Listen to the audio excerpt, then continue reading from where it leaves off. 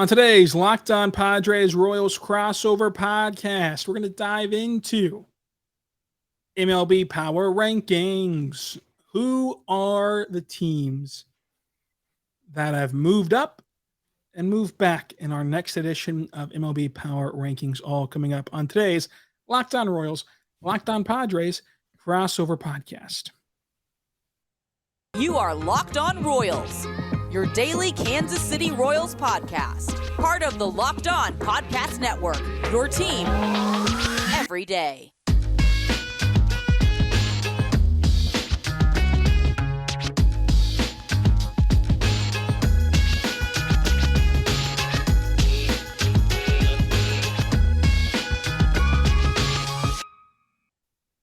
Let's get it going on the Locked On Royals Padres crossover podcast.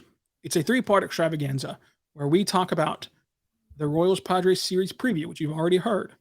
We talk about the national landscape of baseball, which you're going to hear right now. And we recap the series between the Royals and the Padres, which you're going to hear tomorrow. I'm Ryland Stiles. You can follow me on Twitter at Ryland_Stiles. Follow the show on Twitter at Lockdown Royals. Email the show, lockdownroyals@gmail.com. And he's Javier Reyes. You can follow him on Twitter at Javapeno and follow his show on Twitter at LO Padres. Javi, how are you today? I'm doing great. I especially liked how you said my name there for the Twitter handle. That was great. I'm doing pretty good, man. We recorded yesterday, and we're getting 2 tons of fun, double back-to-back of us two. And now we're doing a little bit more general talk. I imagine we'll both squeak in some Padres Royal stuff every now and then. But for the most part, I'm excited, man, because it's been a while since we've had an update. You know what I mean? And this is where my roast really comes in. I didn't make fun of the Royals, but this is where I really get after you. You know what I mean? This is where I really mock you a whole bunch. And yeah, I think that in general, baseball hasn't been great for both of us. But I'm really excited to talk about just the general vibes of the sport. And dare I say, just kind of players who I think we're at a point where the bad teams become interesting in the sense that you look at teams where you're like, keep an eye on this team because they might sell. And I think that we're at that point where it's like, it's actually interesting to talk about teams like the White Sox to be like, well, what if that guy becomes a trade candidate, dude? So I think that's something we also should discuss today. Javi, would you care to read off our first 1 through 30 initial power rankings?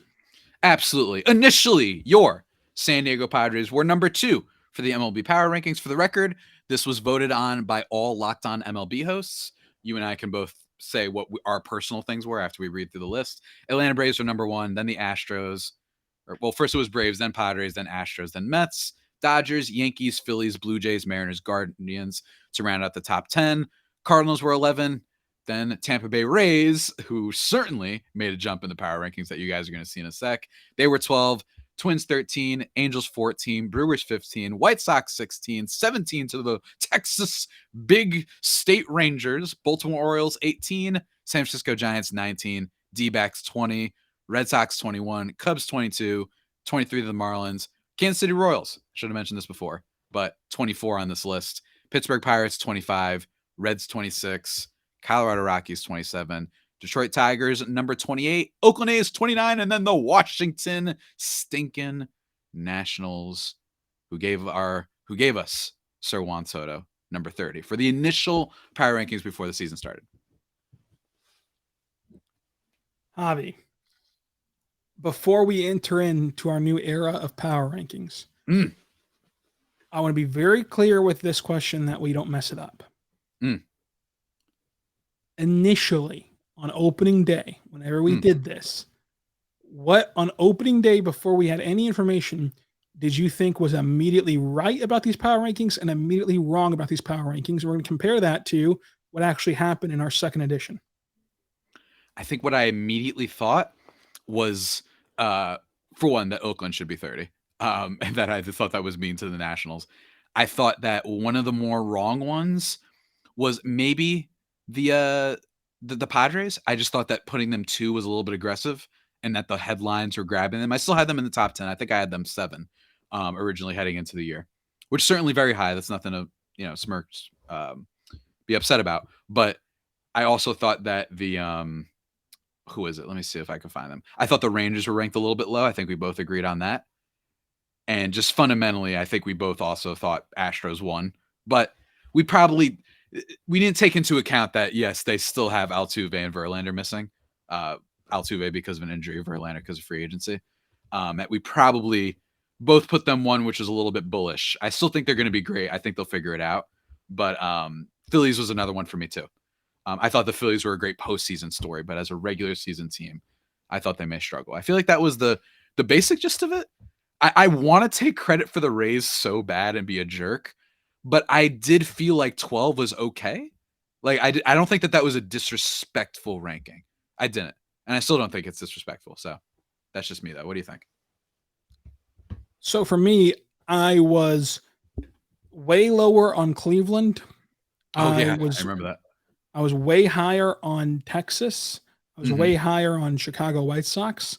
I believe I was higher on the Cardinals. I think I ultimately said that 11 was right, but I feel bad for them not being in the top 10, and that was part of why I pushed Cleveland down. And I believe I was lower on Toronto than 8 in these power rankings. But that's kind of what jumped out to me in our initial power rankings.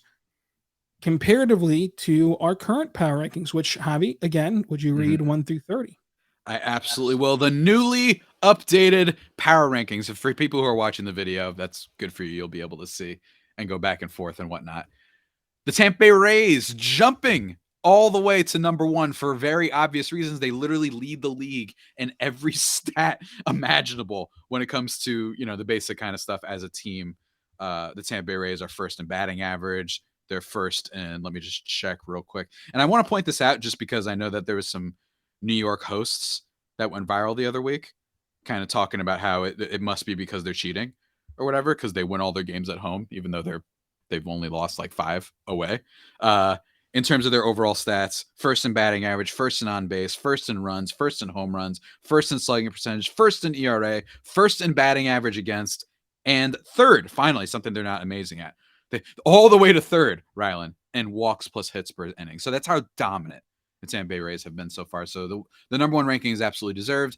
Then Atlanta Braves, then the LA Dodgers, then the Baltimore Orioles at 4th, which felt wild. I was really surprised by that, but Baltimore Orioles 4th, Blue Jays at 5, Rangers at 6, Padres 7, Brewers 8, D-backs 9, Red Sox 10, Pittsburgh Pirates 11, 12 to the Angels, 13 Twins, 14 to the Yankees, 15 to the Astros, and 16 for the Mets. So 3 top 10 teams falling out of the top 10, and pretty dramatically, which is pretty wild. And then 17 to the Mariners, another team. So sorry, 4 teams that fell out of the top 10.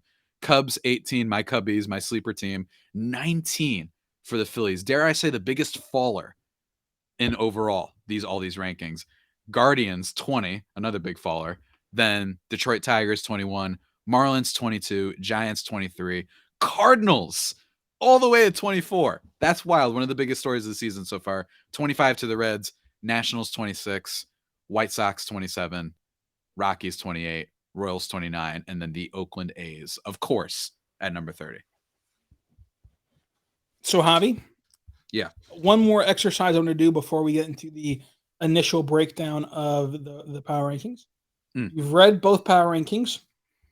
Now, we have our segment, the cross-off segment every week, typically reserved for the last part of the show, but I instead want to do it right now. We've already crossed off the A's together. I have crossed off the Nationals, and you've only crossed off the A's. So today, on May 15th, the year of our Lord 2023, who are you crossing off with the A's? Are you going to add anyone to your list? I want to so bad. I do. I think that I don't see it for any. I think the Royals, but the Royals have been so disappointing with their offense that I think that they can at least get a little bit spicy there. They got a little bit good towards the end of the year, so I still don't want to do a cross-off. I know that that's so boring and lame of me, but I like the prospects on the Nationals. I know that, and this isn't a question of playoff contender, but just we're limiting to being like your season's just kind of done and over when it's this early, right? And I think the A's are really the only team. I think the only other one that I might consider is the Rockies, because I just don't see any upside there. I believe that Herman Marquez is expected to be out for a while. I think they suffered another injury too. I know that they had that really, really scary Ryan Feltner injury from over the weekend. That was scary. He had like a fractured skull or something like that. So prayers up and thoughts to him. Hopefully he gets better. Santazella's hurt. Denelson Lamet, Padres fans familiar with him, he's hurt. Just overall, the bad vibe. So if there was a team I would do, you know what? Screw it. Let's just do it. Let's just do it. My next cross-off of the season, aside from the A's, is the Colorado Rockies. Very bold of you. I'm So, going to be bold. so my cross-offs, I'll do it the way you do it, which is like literally watching them. My no longer watching them cross-offs, A's, Rockies, those two. Mm-hmm. That's it. Wow. My your season is over in the sense of you will not play a part in the postseason standings whatsoever. Cross-off list. A's, Royals, Rockies, White Sox. I'm sorry. A's, Royals, Rockies, Nationals. That's it. That's all I'm going to cross off. But your season is over when it comes to the standings watch. Now, in the sense of your season is over, in the sense of no longer watch these teams, I will say it's just the A's and the Rockies. Okay, so we're in agreement on that. That's how I kind of feel about it, because it's okay to be one of those teams that's an exciting rebuild, because it signals a good future. I mean, the Orioles last year became an exciting rebuild. Like that team had stuff.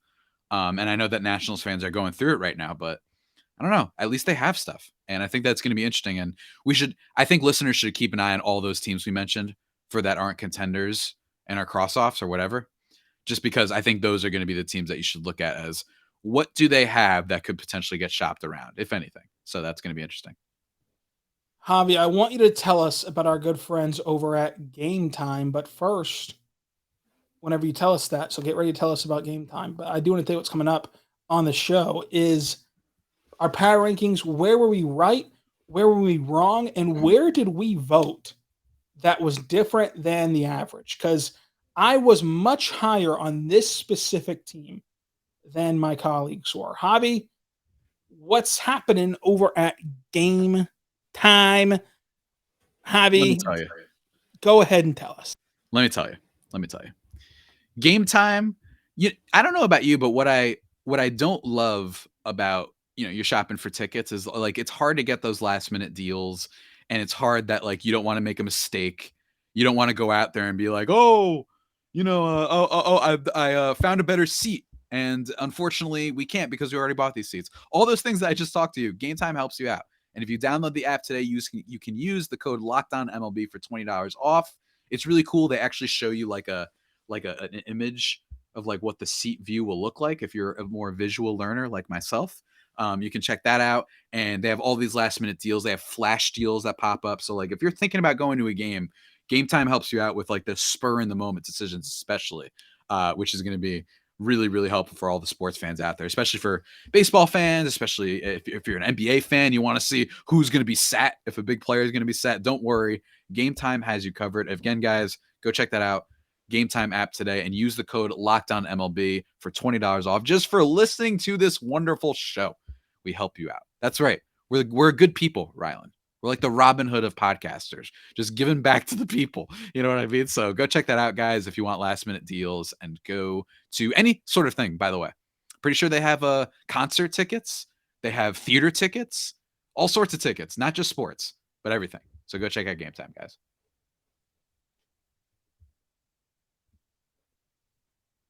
We're back on Lockdown Royals Padres crossover podcast. Javi, now, as we discussed, this is a poll that gets emailed to us and we fill it out, and then that's across the whole network, every single host on the network, so over 30 people fill out this poll of like where teams should be ranked at, and then our good boss Jeff Carr, I believe it's who does it, averages all of our votes and creates this poll, this power rankings. So where we rank a team is not necessarily where they get ranked. Mm-hmm. And Javi, let's just start at the very top. I had the Texas Rangers in the top 3. On a scale of 1 to 10, how hot does that take? I don't think it's that hot. They are, aside from, if I'm not mistaken, the Tampa Bay Rays, the number 1 run differential team in the American League. They're plus 97. The only one that's close to them, obviously, the Tampa Bay Rays. And then after that, the Minnesota Twins, quietly. Been a very consistent and solid team this year at plus 43. I think that's totally fine. They are what the Padres should be, in the sense that they spent a lot of money. They were big blockbuster divas. They were Hollywood in a lot of ways, especially more so the Padres because they're in San Diego. But you catch my point. And they've come out and just fully, they score a lot of runs. You know what I mean? They hit the crap out of you, and their ERA has been pretty good. Guys like Nate Eovaldi have been pretty solid for them. They've just found value from basically every player. Every player that needs to step up and at least just be solid seems to have done that for the Rangers. So I really don't mind it. I don't mind it whatsoever. And I think especially I would have put them higher than another team that was in the top 4 here, the Baltimore Orioles, which I think if we're doing like, I don't know if like you're more familiar with the NBA side of things, like the league pass rankings, like what teams you just want to put on. The Orioles are up there, right? Like the Orioles are just so lit. Everyone loves them. They love Adley Rutschman, who we talked about a little bit when we were talking about Bobby Witt and prospects on yesterday's episode. They've got Gunnar Henderson. They have Ryan Mountcastle, who I wrote about for Just Baseball. He's great. They hit a lot of home runs. Even guys like Jorge Mateo. They have a fun team, right? But I can't put a team like the Orioles, which still, in terms of just overall, like their numbers, into the top 4. I'm okay maybe with top 10 if you're excited about them the way they've played against some other better teams, especially in a very crowded AL East. But 13th in batting average, 8th in on base, 8th in runs, 14th in home runs, 12th in slugging, and then pitching, 15th in ERA, 17th in batting average against, 14th in WHIP. That is not top 4 for me.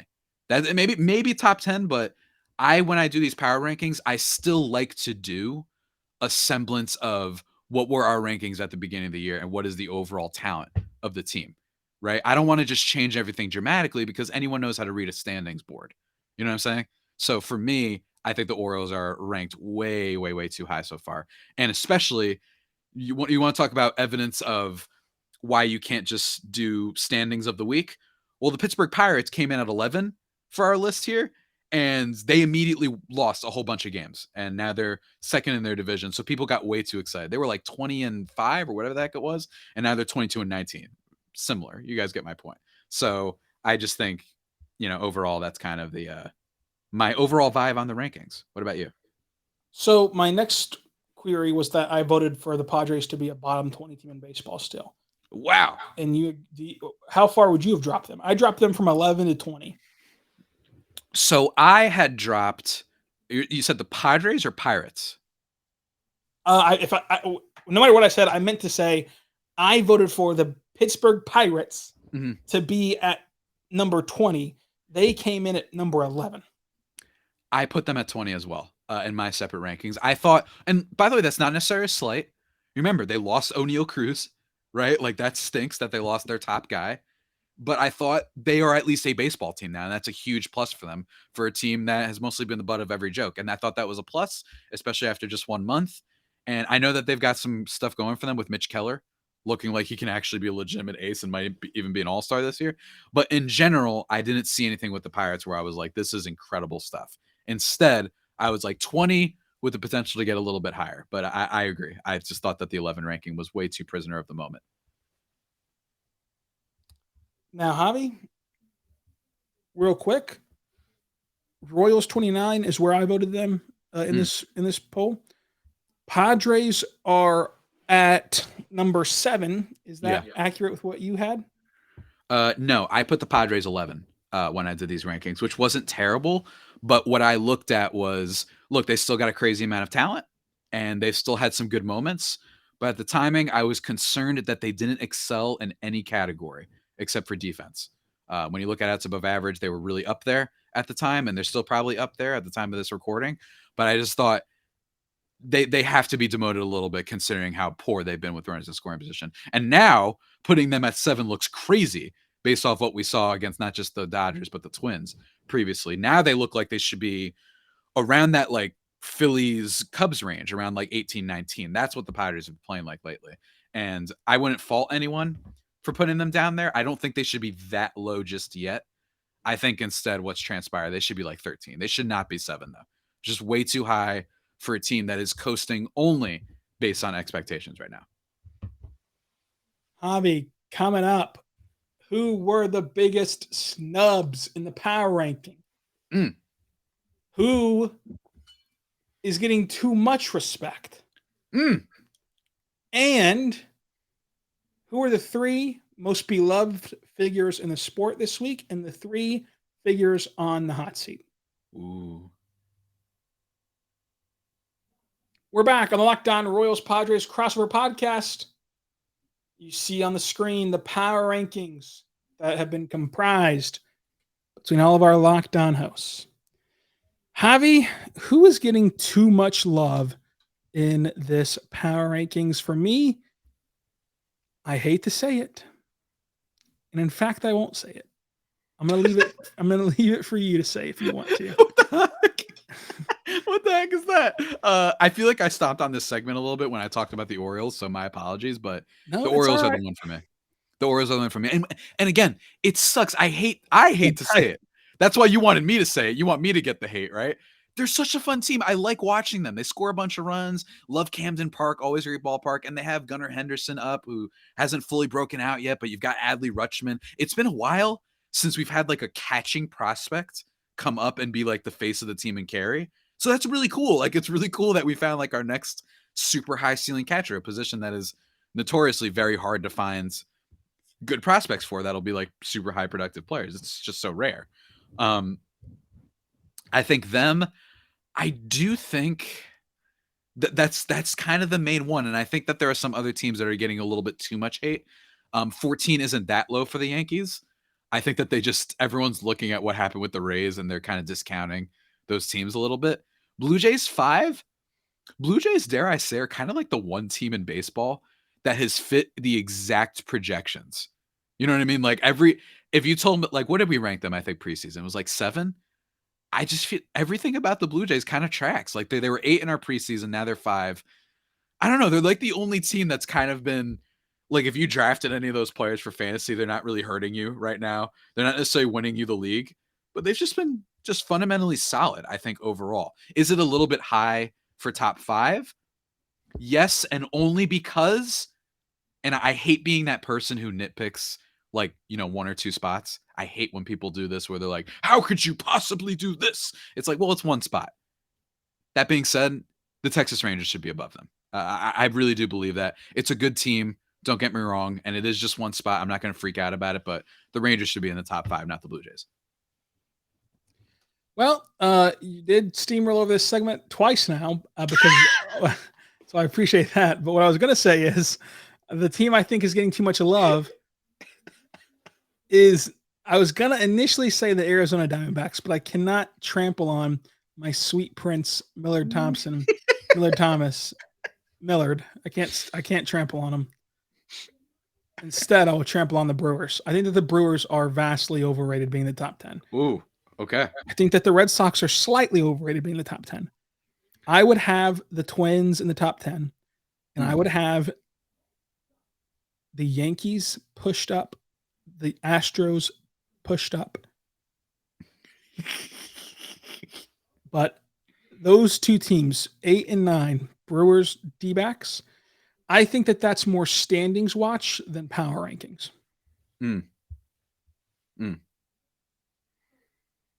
It's fair. It's totally fair. Just for a record for the Brewers, 16th in batting average, 17th in on base, 14th in runs, 11th in homers, slugging at 18th, and as usual, very good pitching. ERA 7th, batting average against 8th, and then WHIP 9th. So they're kind of the same, and I think that that's what has been encouraging for Brewers fans, or just the view in that team overall, is they're still winning mostly by their pitching and timely home runs. It's what they've been for years. Never works out in the playoffs, and they continually refuse to spend money. But regardless, they've kind of just been a consistent force. So they should be applauded for that in terms of regular season success. D-backs, yeah, I could argue, but I will say that the Brewers being 8, maybe a little bit high. But I don't know. I just think that it's a little hard, though, because I don't immediately see a team that I would be like, wow, yes, put them in the top 10. That's just me, because the Mets and the Yankees have stumbled a bit. Yeah, the Max Scherzer suspension. Verlander only just came back. They've had some weird batting issues, right? Like, I think that team 16 is going to look hilarious for the Mets soon. I really do. I just think that they have so much depth and they know how to turn things around. And if they want to, they can make a big trade. And I also think that we haven't talked about the biggest faller, though. Some of the biggest fallers. Who do you think is fair to be maligned? Is that what you're about to ask me next, Rylan? I wonder. Well, yeah, sure. Let's do that next. I've been so bad today. I'm sorry. I'm really sorry, man. I've been bad. I'm unfocused. I'm sorry. I've been really bad. The Padres are making me sad. I just wanted to mention Cardinals. Okay, lastly. I guess I won't ask it. Yeah. Just lastly, Cardinals are all the way to 24th. This was a playoff team last year, an electric lineup, but I'm happy that the Cardinals have fallen, to be quite honest. I ranked them, I think, 23 when I did this. And look, and I know that the team on paper is just so good, allegedly, but I think that some of those players might have peaked a little bit last year. Tommy Edman was amazing to start the season. Nolan Arenado, Paul Goldschmidt. Goldschmidt has been kind of the lone bright spot, but this is also a team that literally has all this drama going on where they're blaming its catcher, which when you look at the numbers, the starting pitcher ERA is significantly worse. But it's like, well, y'all are the ones who spent on him. You know what I mean? He's always kind of been this player who isn't an exceptional defensive catcher.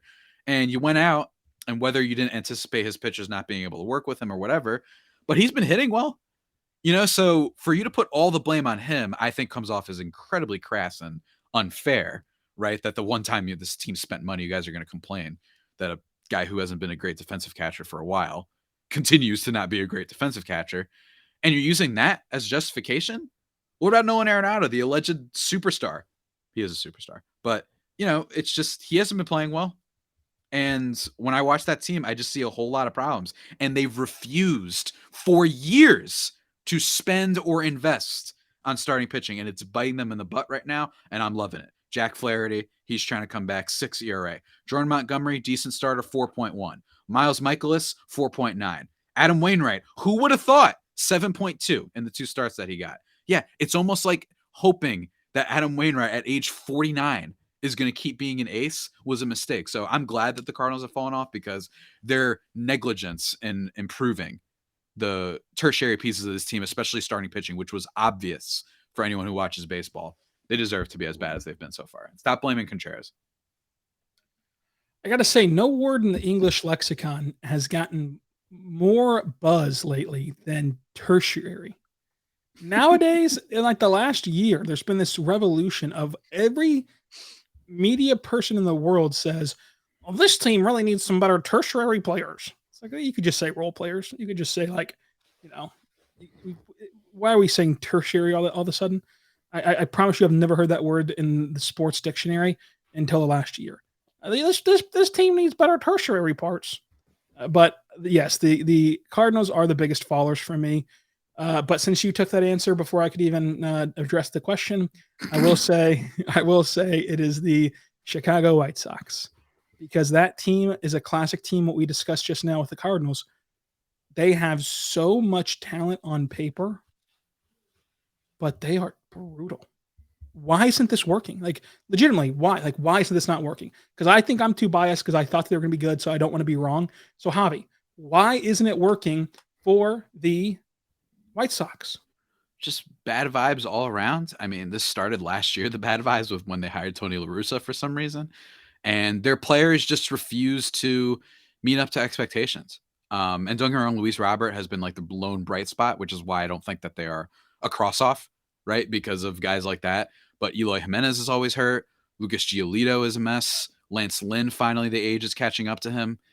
It's just not there. Yasmani Grandal has fallen off dramatically. I guess the bright spot has been Luis Robert, and also the nice story with Liam Hendricks battling cancer, coming back from that. He's going to take some time to get up there before he's ready for Major League Ball, but I'm not going to use the word that you decided to attack me for using, which I appreciated.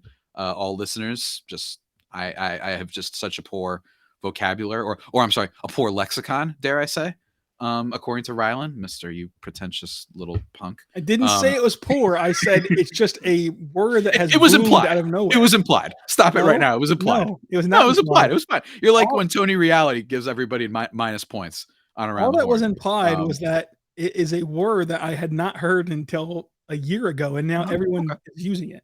Okay, sure. But yeah, that's basically all my kind of thoughts on that. I think the White Sox, are the prime team to keep an eye on for potentially making some big trades. I don't think they'll trade Robert, but I think Tim Anderson is basically a guaranteed lock to get traded at the deadline, and some teams could use him. He's got swagger to him, got a good bat. I think that should be an interesting one among the other stuff that they have on that team. Javi, I'm going to do one of the most dangerous things in podcasting and ask you about a video that I'm not even sure if you've seen.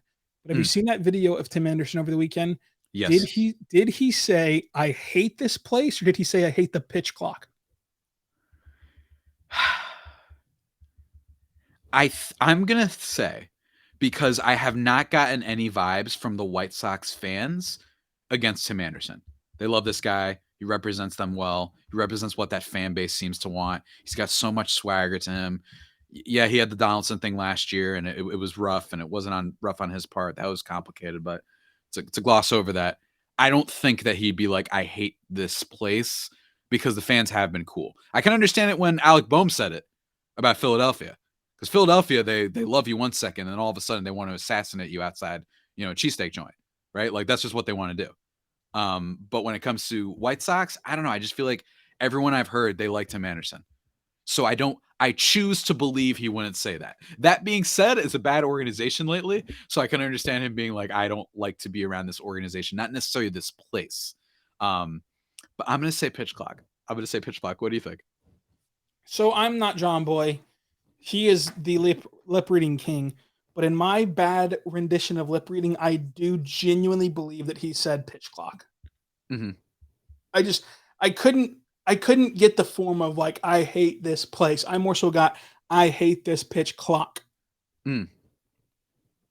And he's one that has had issues with the pitch clock publicly. So like, yeah, it tracks. Like he does for real hate the pitch clock. That was really funny when the Alec Boehm thing happened. And I really respect that he was like, yeah, that's what I said. He didn't like try to play around it. You know what I mean? I kind of respect that he was like, yeah, my bad. I was really frustrated. I'm sorry, guys. And then he played pretty well that season. So shouts to Alec Boehm. But yeah, I don't think he said that. I think, and like you mentioned, he's had issues with it before. So, but man, would it be something? I would like the, I don't think this is the Kyrie Irving, Kevin Durant lock hallway thing, right? For any NBA fans out there, when they both, basically it was alluded to them saying we should play together, and then they ended up playing together, which worked out great. So that's just me. Javi, do you have any other observations about the power rankings? Nothing immediately. I think watch for the Twins. I just think that they haven't been talked about a lot. And believe it or not, the Angels holding steady, man. They're holding steady. I know everyone's expecting it to explode any second now, but 12 is really exciting if you're an Angels fan. All they have to do is just make it to the dance. That's all we're asking from you guys. Let's see some playoff stuff from Ohtani. We'll see. But so far, 21-20. It could fall off any second. It really can, but they've been pretty good offensively. So hopefully that can carry them. Look, if the Red Sox, who don't have a lot of starting pitching, right, can make it into the top 10, then why can't the Angels? Why can't the Angels be a team that is weak with starting pitching, but the offense renders it a moot point? So I think there's some hope for Angels fans, but don't get your hopes up. Javi, who are the 3 most beloved figures in baseball for you this week? It's a good question. Liam Hendricks? Did I say Liam Hendricks? Then Shohei Ohtani. I know that was absolutely absurd for me not to just say Ohtani first. I'd say those 2. Can I say Adley Rutschman too? I feel like he's gaining a lot of steam. It's your list. Say anyone you want to. Sorry, guys, I'm so bad. I'll say those as my 3 most beloved right now. Okay, so for mine, number 1, I'm going 1 to 3, by the way. Number 1, okay. Joey Wentz. Okay. Joey Wentz. I picked him up in fantasy as a streamer. If you don't know what streaming is, it's like whenever you pick up a picture the day of their game and try to earn some cheat points that way. And he helped deliver me my first win in fantasy baseball of the year. So Joey Wentz, you're number 1 on my board. You're unbelievable. Well, Joey Wentz is number 1 on my list. Mm-hmm. Number 2 on my list, Josh Smith, the Texas Rangers utility player. Last 7 games, he's heating up, folks, and he's got that long, luscious hair. He's something special. I know he's not hitting good overall in the year, but I'm telling you, look at those last 7 game stats, folks. He's heating up. And number 3 on my list of my most beloved figures in all of baseball this week, Wander Franco. That's a good one. One of my most favorite players to watch this year. Now, Javi, before we get into the most hated players, because I love to end in negativity, as you know, let's stay positive real quick. Who are your 3 most beloved Padres of the week? I'll start first with the Royals. Number 1, Vinny Pasquantino. I don't think that anyone will remove him from this list this season. Number 1 is Vinny P. Number 2, Maikel Garcia, for immediately upon being called up this month in rejuvenating my love for the sport. And number 3, Bobby Witt Jr., because he's been trashed on all season long. And this week he had multiple good games, highlighted by a couple walks and also a couple doubles in Sunday's game as well. So, Javi, who are your most 3 beloved Padres? I think 3 most beloved Padres, it's got to be Tatis so far for number 1, because he came back from the suspension and he's been pretty electric immediately. I still think people like him, but it's also possible maybe I'm not measuring enough, like how much people don't like him and still might have an issue with the cheating stuff. I think, but amongst Padres fans, it's not that high. I think Soto, honestly, is number 2 now. I know that I've had issues with that trade. I've had issues with the idea of trading for multiple superstars and blowing up the farm, but he has been on fire lately, so I'm going to have to put him there. And number 3 for me, and people might disagree, but for me, just, Musgrove is still getting back into the swing of things, so it's not him just yet. But Darvish, I just feel like watching Darvish every time is a treat. That's who I think is currently for baseball fans. I still like Blake Snell because I think as we talked about last week, his interviews are so funny. I love when he was like, I don't know what WRC plus is. That was really funny. But personally, all big names, and I think all deservedly so. Kind of the most beloved guys on the team right now. All right, ending on negativity, my 3 most hated names in baseball right now. You are on my bad side. Number 1, again, going 1 to 3, Nolan Arenado. Ooh. You have been terrible for my fantasy team. Number 2, Jack Flaherty. Ooh. You have been terrible for my fantasy baseball team. That's all this is. Just hates his fantasy team. Okay, go ahead, Rylan.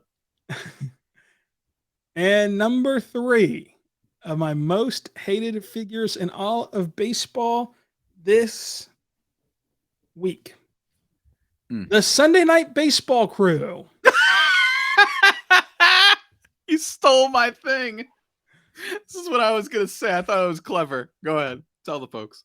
As someone whose mother's dead, asking Tristan Cass about his dead mother on national television during a baseball game kind of sucks.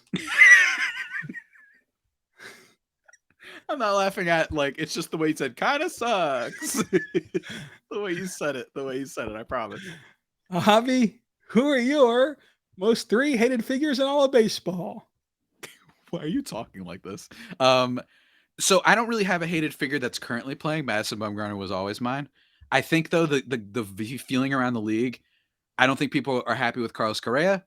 Just all the back and forth free agency, and then he's gone to the Twins, has been underperforming. I think that's one. I think another one is probably, I've seen a lot of backlash against Ronald Acuna Jr. I just feel like people think he's a drama queen. And I don't necessarily agree with that. I think if you get hit by a baseball, I'd be acting really upset and annoyed too, especially if it's the same Miami Marlins team every time. And then lastly, Wilson Contreras, apparently, according to the Cardinals. They hate this man. They really blamed everything on him. So I'm going to say him, although I don't think that's by fans. I think that's just by the overall vibes of a team. But everyone on that Cardinals team just kind of a wreck right now. But I'd say those as of right now. Maybe Max Scherzer sneaks in there because people didn't like the way he reacted to the whole, sticky substance, whatever the heck that was, the suspension. But that is how I am currently feeling. Thank you, Javi. Stop talking like that. We'll be back again tomorrow to recap the series between the Royals and the Padres. Javi, do you have any closing sentiments? Nope. Bye, everybody. See ya.